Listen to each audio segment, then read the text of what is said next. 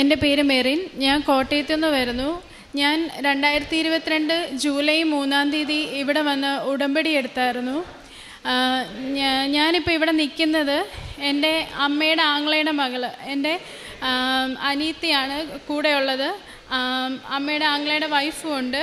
അവൾക്കൊരു വലിയൊരു അസുഖം വന്നിരുന്നു. അതിന് സൗഖ്യം ലഭിച്ചതിൻ്റെ സാക്ഷ്യം പറയാനായിട്ടും അമ്മയുടെയും തിരുക്കുമാരൻ്റെയും മുമ്പിൽ നന്ദി അർപ്പിക്കാനും വേണ്ടിയാണ് ഞങ്ങൾ ഇന്ന് ഇവിടെ നിൽക്കുന്നത്. അവളുടെ പേര് സംഗീത എന്നാണ്. 25 വയസ്സ് പ്രായമുള്ളപ്പോൾ, അതായത് കഴിഞ്ഞ വർഷം 2023 മെയ് മാസം ഒരു പകുതിയൊക്കെ ആയപ്പോൾ അവൾ ഒരു പ്രൈവറ്റ് കമ്പനിയിൽ ജോലി ചെയ്യുകയായിരുന്നു. അത് റിസൈൻ ചെയ്ത് പഠിക്കാൻ വേണ്ടി, പുറത്തു പോയി പഠിക്കാൻ വേണ്ടി IELTS പഠിക്കാനായിട്ട് വീട്ടിലേക്ക് വന്നു.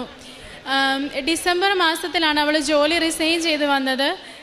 IELTS പഠിച്ച് പരീക്ഷ എഴുതി റിസൾട്ട് വന്നപ്പോൾ അവൾക്ക് പോകാൻ ഉള്ള മാർക്കൊന്നും അതിൻ്റെ അകത്തില്ലായിരുന്നു.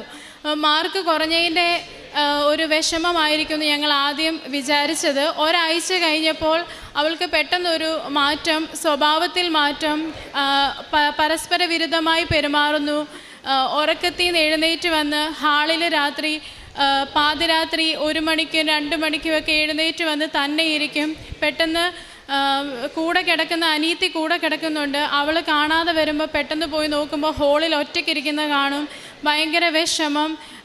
അവർ വീട്ടുകാരോട് പറഞ്ഞ് നമുക്കിനി ജീവിക്കാൻ പറ്റത്തില്ല, രക്ഷപ്പെടത്തില്ല, നമുക്കെന്തോ സംഭവിക്കാൻ പോവുകയാണ്, ഇങ്ങനെ എന്തൊക്കെയോ പറഞ്ഞ് അവൾ ഭയങ്കരമായിട്ട് പൊട്ടിക്കരയുന്നു. അങ്ങനത്തേക്കൊരു അവസ്ഥയായിരുന്നു. അപ്പോൾ പെട്ടെന്ന് ഇവൾക്ക് എന്ത് സംഭവിച്ചെന്ന് ഞങ്ങൾ ഓർത്തുപോയി. ഞങ്ങൾ എന്ത് ചെയ്യണമെന്നറിയാതെ ആകെ പെട്ടെന്ന് എല്ലാവർക്കും ഭയങ്കര വിഷമമായിരുന്നു. പിന്നെ അവൾ ഒരുപാട് വയലൻ്റ് ആവുന്ന രീതിയിൽ പെരുമാറി. മൂലമറ്റത്ത് ബിഷപ്പ് വയലൽ മെമ്മോറിയൽ എന്ന് പറഞ്ഞൊരു ഹോസ്പിറ്റലുണ്ട്. ഇവളുടെ ഒരു നേച്ചർ കണ്ടപ്പോൾ അവർ പറഞ്ഞു സൈക്കാട്രിക് ഡിസോർഡറാണ്, നമുക്കവളെ അഡ്മിറ്റ് ചെയ്യാമെന്ന് പറഞ്ഞു. അവളുടെ കൂടെ അന്ന് അവളുടെ അമ്മയും അനിയത്തിയും ഉണ്ടായിരുന്നു. ഒരു 8 ദിവസത്തോളം അവൾ അവിടെ അഡ്മിറ്റായിരുന്നു. 8 ദിവസമായിട്ടും അവൾക്ക് യാതൊരു മാറ്റവും ഇല്ല. ഒന്നിനൊന്നിന് അവൾ വയലൻ്റ് ആയിക്കൊണ്ടിരിക്കുകയാണ്. റൂമിൽ നിന്ന് ഇറങ്ങി ഓടും, ആഹാരം കഴിക്കാൻ സമ്മതിക്കത്തില്ല, രാത്രി ഉറങ്ങത്തില്ല, അങ്ങനെ ഒരുപാട് പ്രശ്നങ്ങൾ. ലാസ്റ്റ് ഞങ്ങൾ അവിടുന്ന് അവരോട് പറഞ്ഞ് നിങ്ങളുടെ മെഡിസിൻ കഴിച്ചിട്ട് ഒരു മാറ്റവും ഇല്ല, ഞങ്ങൾ പോവാമെന്ന് പറഞ്ഞ് ഞങ്ങൾ അവിടുന്ന് ഡിസ്ചാർജ് വാങ്ങി നമ്മുടെ കോട്ടയത്ത് കാരിത്താസ് ഹോസ്പിറ്റലിൽ അവളെ കൊണ്ടുവന്നു. അവിടെ കൊണ്ടുവന്ന് ഡോക്ടേഴ്സിനെ കാണിച്ചപ്പോഴും അവർ പറഞ്ഞു സൈക്കാട്രിക് ഇഷ്യൂ ആണെന്ന് പറഞ്ഞ് സൈക്കാട്രിക് വാർഡിൽ തന്നെ അവളെ അഡ്മിറ്റ് ചെയ്തു. 1-2 ദിവസം കഴിഞ്ഞപ്പോൾ ഇവൾ പിന്നെയും ഭയങ്കരമായിട്ട് വയലൻ്റ് ആവുന്നു. പിന്നെ പെട്ടെന്ന് കൊച്ചിന് എന്തോ ഒരു തളർച്ച പോലൊക്കെ വന്ന് അബോധാവസ്ഥയിലാകുന്ന പോലെ നമ്മൾ കണ്ടു. അപ്പോൾ ഡോക്ടർ വന്ന് പരിശോധിച്ചിട്ട് പനിയുണ്ട്, ഇവൾക്ക് ശ്വാസതടസ്സവും കാണുന്നുണ്ട്. അപ്പോൾ ഡോക്ടർ വന്ന് പരിശോധിച്ചു, എന്തൊക്കെയോ ടെസ്റ്റ് ചെയ്യാനൊക്കെ എടുത്തുകൊണ്ട് പോകുന്നത് കണ്ടു. അതിനുശേഷം അവർ വന്ന് പറഞ്ഞു അവൾക്ക് ന്യൂമോണിയാണ്, നമുക്ക് എത്രയും പെട്ടെന്ന് അവളെ ICUയിലേക്ക് മാറ്റണം എന്ന് പറഞ്ഞു. അപ്പം ഒരു കുഴപ്പവും ഇല്ലാതെ ഞങ്ങൾ നടത്തിക്കൊണ്ടാണ് അവളെ ഹോസ്പിറ്റലിൽ എത്തിക്കുന്നത്. ഒരു 2-3 ദിവസം കഴിഞ്ഞപ്പോഴത്തേക്കിനും അവളെ അവർ സ്ട്രക്ചറിലാക്കി ICUയിൽ കയറ്റി. ന്യൂമോണിയ കൂടി, ചെസ്റ്റിൽ ഇൻഫെക്ഷൻ ആയെന്ന് പറഞ്ഞു. ഓൾറെഡി അവൾക്ക് ശ്വാസതടസ്സത്തിൻ്റെ പ്രോബ്ലം ഉള്ളതാണ്, ഇടയ്ക്കിടയ്ക്ക് വരുന്നതാണ്. പക്ഷെ അന്ന് അവൾക്ക് ഈ ന്യൂമോണിയ ഉള്ളതുകൊണ്ടായിരിക്കും ഭയങ്കര ബ്രീത്തിങ് ഇഷ്യൂ ആയി, ഓക്സിജൻ ലെവൽ താന്നു പോയി. ഞങ്ങൾ ചോദിച്ചത് എന്താ പെട്ടെന്ന് ഇങ്ങനെ ന്യൂമോണിയ വന്നവൾക്ക് പനിയൊന്നും ഇല്ലായിരുന്നല്ലോ എന്ന് പറഞ്ഞ്. അപ്പോൾ ഡോക്ടർ പറഞ്ഞു അവൾ ഫുഡ് കഴിച്ചതിൽ നിന്ന് ഫുഡിൻ്റെ ഒരു അംശം അവളുടെ ലങ്സിൽ കയറിയിട്ടുണ്ട്, അങ്ങനെ ഇൻഫെക്ഷൻ ആയതാണെന്ന് പറഞ്ഞു. അങ്ങനെ ന്യൂമോണിയ കൂടി, ലങ്സിലൊക്കെ ഭയങ്കരമായിട്ട് പിടിച്ചു, ഓക്സിജൻ ലെവൽ താഴുന്നു. അവർ പറഞ്ഞു വെൻറ്റിലേറ്ററിൻ്റെ സപ്പോർട്ട് ഇല്ലാതെ നമുക്കിനി അവളെ കിടത്താൻ പറ്റത്തില്ല, വെൻറ്റിലേറ്ററിൻ്റെ സപ്പോർട്ട് കൂടി അവൾക്ക് ശ്വസിക്കാൻ പറ്റുള്ളൂ എന്ന് പറഞ്ഞു. ഞങ്ങൾ പെട്ടെന്ന് ഭയന്നു പോയി. ഒരു കുഴപ്പവും ഇല്ലാതിരുന്ന കൊച്ച് പെട്ടെന്ന് എന്താ ഇങ്ങനെയൊക്കെ സംഭവിക്കുന്നതെന്ന് ഓർത്ത് വെൻറ്റിലേറ്റർ വെക്കണം എന്നുള്ള അത് നമ്മളോട് അനുവാദം ചോദിക്കാൻ അവർ വന്നു. അപ്പം നമുക്ക് എന്താ ചെയ്യേണ്ടതെന്ന് അറിയത്തില്ല. ഡോക്ടർ പറഞ്ഞ് പേടിക്കേണ്ട, വേറെ കുഴപ്പമില്ല, ചെറിയൊരു സപ്പോർട്ടിനെ വെക്കുന്നേ, അവളുടെ ബ്രീത്തിങ് ഇഷ്യൂ ഒക്കെ മാറാൻ വേണ്ടിയാണ്, പേടിക്കേണ്ടെന്ന് പറഞ്ഞു. അപ്പം ഞങ്ങൾ പറഞ്ഞു ശരി ഡോക്ടർ, അവൾക്ക് വേണ്ടിയല്ലേ ചെയ്തോളാൻ പറഞ്ഞു. ഇതെല്ലാം വെൻറ്റിലേറ്ററും വെച്ചു. എല്ലാം കഴിഞ്ഞ് വീണ്ടും ഇവർ പറയുന്നു അവൾ ഇതുവരെ മരുന്നിനോട് പ്രതികരിക്കാൻ തുടങ്ങിയിട്ടില്ല, മരുന്നിനോട് അവൾ പ്രതികരിക്കുന്നില്ല, ഒരു 48 മണിക്കൂറിനുള്ളിൽ ഞങ്ങൾ പറയാമെന്ന് പറഞ്ഞു. ഞങ്ങൾക്ക് ആകെപ്പാടെ ഭയമായിപ്പോയി. ഡോക്ടർ പറഞ്ഞു മരുന്നിനോട് അവൾ പ്രതികരിച്ചില്ലെങ്കിൽ നമുക്കൊന്നും ചെയ്യാൻ പറ്റത്തില്ലെന്ന് പറഞ്ഞു. ഞങ്ങൾ എല്ലാവരും പേടിച്ചിരിക്കുമായിരുന്നു. പിന്നെ കാശി രൂപവും ഇവിടുന്ന് ഉടമ്പടി എടുത്തപ്പോൾ കിട്ടിയ തൈലമൊക്കെ ഞങ്ങളുടെ കയ്യിലുണ്ടായിരുന്നു.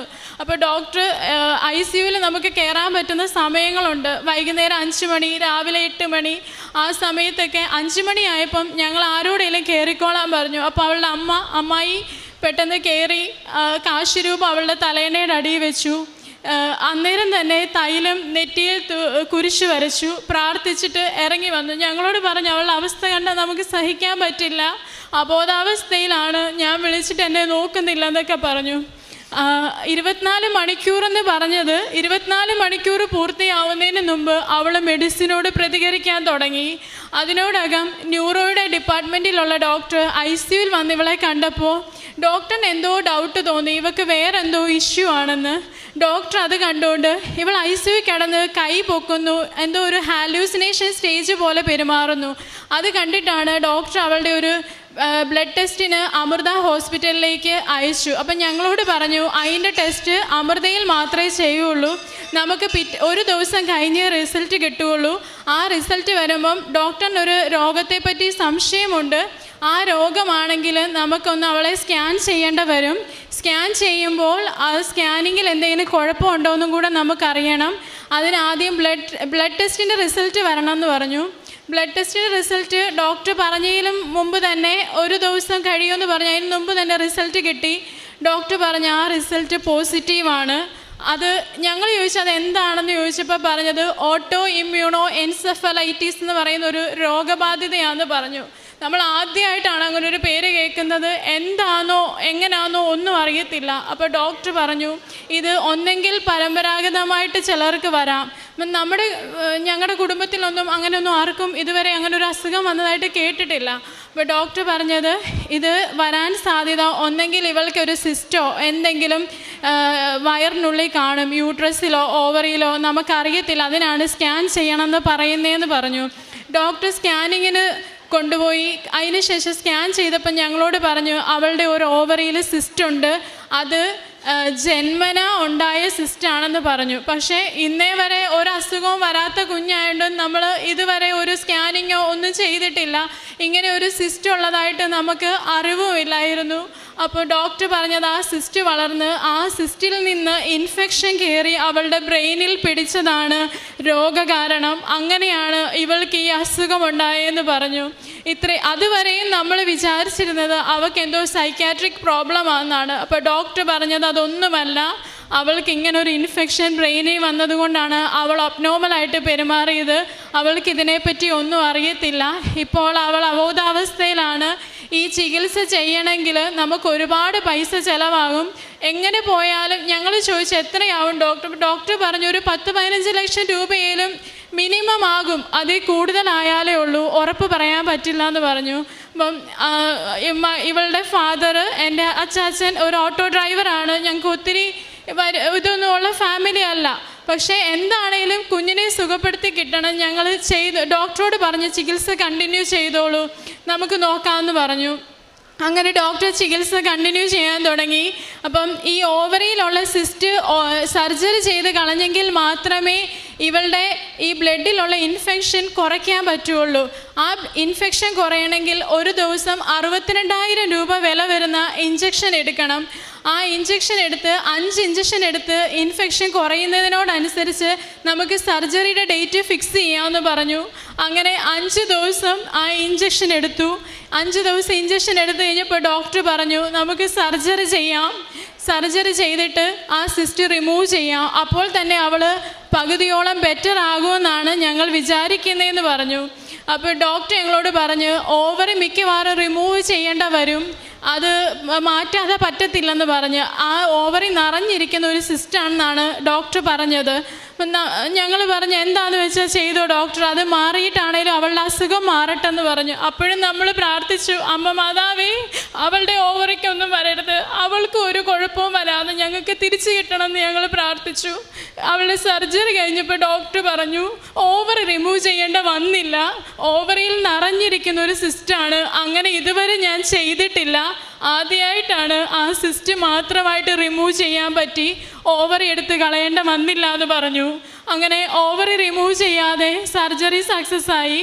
അത് കഴിഞ്ഞ് ഡോക്ടർ പറഞ്ഞു നമുക്കിനി ആ ഇഞ്ചക്ഷൻ തുടരണം, എങ്കിൽ മാത്രമേ അവളുടെ ഇൻഫെക്ഷൻ കുറയ്ക്കാൻ പറ്റുള്ളൂ. ഓരോ ദിവസവും ICU കയറുമ്പോൾ ഞങ്ങൾ തൈലം ഉപയോഗിച്ച് അവളെ നെറ്റിൽ കുരിശ് വരച്ചുകൊണ്ടിരുന്നു. ഡോക്ടർ ഞങ്ങളോട് പറഞ്ഞു 6 മാസമേലും ICU കിടക്കാതെ പറ്റത്തില്ല, എന്നാലേ ഈ രോഗം മാറുകയുള്ളൂ, അത്രയ്ക്ക് സൂക്ഷിക്കേണ്ട അസുഖമാണെന്ന് പറഞ്ഞു. ഡോക്ടർ ആദ്യം പറഞ്ഞത് ജീവനോടെ കിട്ടുമെന്ന് പോലും ഞങ്ങൾക്ക് പ്രതീക്ഷയില്ലായിരുന്നു. ഡോക്ടർ ഞങ്ങളോട് പറഞ്ഞത് എനിക്കൊരു ഉറപ്പും തരാൻ പറ്റില്ല, നമുക്ക് നോക്കാമെന്ന് മാത്രമേ പറഞ്ഞുള്ളൂ, നിങ്ങൾ പണം മുടക്കിയാലും എത്രത്തോളം സക്സസ് ആവും. ഞാൻ ഡോക്ടറോട് തുറന്നു ചോദിച്ചു, ഡോക്ടർ ഞങ്ങൾ പൈസ മുടക്കിക്കോളാം, എങ്ങനെയാകും? ഡോക്ടറിന് അപ്പോൾ ഒരു ഉത്തരവില്ലായിരുന്നു. എത്രത്തോളം ഇത് സുഖപ്പെടുമെന്ന് ഡോക്ടറിന് പോലും പ്രതീക്ഷയില്ല. നമുക്ക് നോക്കാം എന്നല്ല, അതൊന്നും പറഞ്ഞില്ല. ഞങ്ങൾ അന്ന് തന്നെ ഹോസ്പിറ്റലിൽ നിന്ന് പ്രാർത്ഥിച്ചു, അമ്മേ അവളെ സുഖപ്പെടുത്തി ഞങ്ങൾക്ക് തിരിച്ചു തരണം, അവൾ സുഖപ്പെട്ട് കഴിയുമ്പോൾ ഞങ്ങൾ അമ്മയുടെ തിരുമുമ്പിൽ വന്ന് സാക്ഷ്യപ്പെടുത്തിക്കോളാമെന്ന് ആ നിമിഷം അവിടെ നിന്ന് ഞങ്ങൾ പ്രാർത്ഥിച്ചു. അതിൻ്റെ ഫലമായിട്ട് 6 മാസം ICUയിലും 1.5 മാസത്തോളം എങ്കിലും വെന്റിലേറ്ററിൻ്റെ സപ്പോർട്ടോടും കൂടി ജീവിക്കണം എന്ന് പറഞ്ഞ് എൻ്റെ അനിയത്തി 1.5 മാസം കൊണ്ട് ICU വിട്ട് റൂമിലേക്ക് ഷിഫ്റ്റായി. അവർ അത്രയും നാൾ 6 മാസം കൊണ്ടേലും സുഖപ്പെടുകയുള്ളെന്ന് പറഞ്ഞ അസുഖം 1.5 മാസം കൊണ്ട് സുഖപ്പെട്ടു. ട്യൂബിലൂടെ ഫുഡ് കഴിച്ചുകൊണ്ടിരുന്ന അവൾ ഒരു 2 ആഴ്ച കഴിഞ്ഞപ്പോൾ റൂമിൽ വന്നപ്പോൾ ട്യൂബിൻ്റെ സഹായം ഇല്ലാതെ ഫുഡ് കഴിക്കാൻ തുടങ്ങി. തൊണ്ടയിൽ വെന്റിലേറ്ററിൻ്റെ ട്യൂബ് ഇട്ടേക്കുന്ന കാരണം സൗണ്ട് പുറത്ത് വരത്തില്ലായിരുന്നു. ഡോക്ടർ പറഞ്ഞു പേടിക്കേണ്ട, സമയമെടുക്കും, സൗണ്ട് പുറത്ത് വന്നോളൂ എന്ന് പറഞ്ഞു. കുറച്ച് സമയമെടുക്കും, നിങ്ങൾ ക്ഷമ കാണിക്കണം, ഇത്രയും വലിയ അസുഖത്തിൽ നിന്നല്ലേ അവൾ വന്നത്, അത് പയ്യെ മാറുകയുള്ളൂ എന്ന് പറഞ്ഞു. ഞങ്ങൾക്ക് പ്രതീക്ഷയുണ്ടായിരുന്നു, മെഡിക്കൽ സയൻസ് തിരിച്ചു തരില്ല എന്ന് പോലും പറയുന്ന രീതിയിലായിരുന്നു അസുഖത്തിൽ നിന്ന് ഞങ്ങൾക്ക് അവളെ തിരിച്ചു തന്നതാണ് ഈശോ. അതുകൊണ്ട് തന്നെ ഞങ്ങൾക്ക് ഉറപ്പുണ്ടായിരുന്നു അവളുടെ സൗണ്ടും എല്ലാം തിരിച്ചു കിട്ടുമെന്ന്. 1-2 ആഴ്ച കഴിഞ്ഞപ്പോൾ അവളുടെ സൗണ്ട് ഓക്കെ ആയി.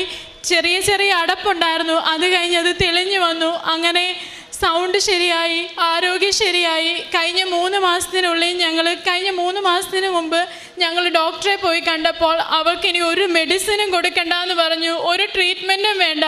അവളോട് നേരിട്ട് ഡോക്ടർ പറഞ്ഞു നിനക്ക് കാനഡയിൽ പോകണോ, UK പോകണോ, എവിടെ വേണേലും പൊക്കോ, നിനക്ക് യാതൊരു പ്രശ്നവും ഇല്ലെന്ന് പറഞ്ഞ് ഡോക്ടർ പറഞ്ഞു വിട്ടു. ഇന്ന് അവൾക്കൊരു മെഡിസിനും ഇല്ല. പുതിയൊരു ജന്മമായിട്ട് പുതു സൃഷ്ടിയായിട്ട് തമ്പുരാൻ തന്നതാണ് എൻ്റെ അനിയത്തിനെ. അതിന് അമ്മ മാതാവിനോടും ഈശോ മിശിഹായോടും ഒരുപാട് നന്ദി, കോടാനുകോടി നന്ദി ഞാനും എൻ്റെ കുടുംബവും അർപ്പിക്കുന്നു. എൻ്റെ പേര് സംഗീത. എനിക്ക് ഒന്നും അറിയത്തില്ല, അൺകോൺഷ്യസ് ആയതുകൊണ്ട് ഇവരെല്ലാവരും പറഞ്ഞാണ് ഞാൻ കാര്യങ്ങളൊക്കെ അറിഞ്ഞത്. ഈശോയ്ക്കും മാതാവിൻ്റെയും കൃപയാൽ ഈ ഒരു പുതിയ ജീവിതം തന്നതിന് നന്ദിയുണ്ട്. പരിശുദ്ധ അമ്മയുടെ മധ്യസ്ഥ സഹായത്തിലേറെ പ്രത്യേകിച്ച് ഈ സഹോദരിയുടെ സാക്ഷ്യം പറയാനാണ് ഇപ്പോൾ ഈ കുടുംബം ഇവിടെ നിൽക്കുന്നത്. അതിന് വ്യക്തമായിട്ട് ആ സാക്ഷ്യം പറയുകയും ചെയ്യുന്നു. ഇവിടെ ഇപ്പോൾ ഈ അൾത്താരയിൽ വെന്റിലേറ്ററിൽ നിന്നും ICUയിൽ നിന്നുമൊക്കെ വളരെ ക്രിട്ടിക്കലായിട്ട് ഒരു പക്ഷേ ഡോക്ടർമാരും ഒക്കെ വിധി പറഞ്ഞ ആളുകളെല്ലാം ഈ അൾത്താരയിൽ വന്ന് സാക്ഷ്യം പറയുവാനായിട്ട് ദൈവം ഇടവരുത്തുന്നുണ്ടെങ്കിൽ ദൈവം ആഗ്രഹിക്കുന്ന ഏറ്റവും പ്രധാനപ്പെട്ടത് കർത്താവ് പറയുന്നത് ഞാനാണ് പുനരുത്ഥാനവും ജീവനുമെന്നും. ഒരു വ്യക്തിയെക്കുറിച്ച്, ഒരു സാഹചര്യത്തെക്കുറിച്ച് അവസാന വാക്കു പറയേണ്ടത് ദൈവമാണ്, കർത്താവാണ് എന്നുള്ളൊരു ബോധ്യം ഓരോ ദിവസവും ഈ അൾത്താരയിൽ പറയുന്ന സാക്ഷ്യങ്ങളിൽ നിന്ന് അത് നമുക്ക് വ്യക്തമാണ്. പരിശുദ്ധ അമ്മയ്ക്ക് ഈ ഒരു കർത്താവിൻ്റെ ഈ ഒരു തീരുമാനത്തിൽ വ്യക്തമായിട്ട് ഇൻ്റർഫിയർ ചെയ്യുവാനായിട്ടൊരു സ്വർഗീയ അധികാരം അമ്മയ്ക്ക് നൽകിയിട്ടുണ്ടെന്നുള്ളതാണല്ലോ മരിയൻ ഉടമ്പടിയുടെ ഏറ്റവും പ്രധാനപ്പെട്ട ഒരു ഘടകമെന്ന് പറയുന്നത്. അപ്പം ഇവിടെ ഉടമ്പടി എടുത്ത് പ്രാർത്ഥിച്ചപ്പോൾ ഏറെ പ്രധാനപ്പെട്ടത് 6 മാസം കൊണ്ടൊക്കെ പറഞ്ഞ ഒരു റിക്കവറി 1 മാസത്തിനുള്ളിൽ തന്നെ നടന്ന് ശബ്ദം തിരികെ കെട്ടി അൾത്താരയിൽ ദൈവത്തിന് നന്ദി പറയാൻ തക്കവിധം സമയ ചുരുക്കം സംഭവിച്ചു എന്നുള്ളതാണ് ഈ സാക്ഷ്യത്തിൽ ഏറ്റവും പ്രധാനപ്പെട്ടത്.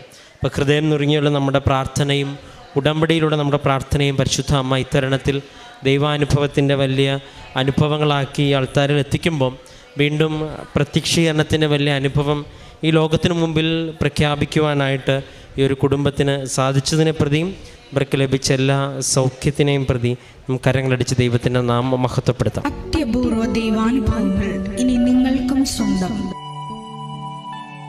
ഈ യൂട്യൂബ് ചാനൽ ഇതുവരെ സബ്സ്ക്രൈബ് ചെയ്തിട്ടില്ലെങ്കിൽ ഇപ്പോൾ തന്നെ സബ്സ്ക്രൈബ് ചെയ്യുക.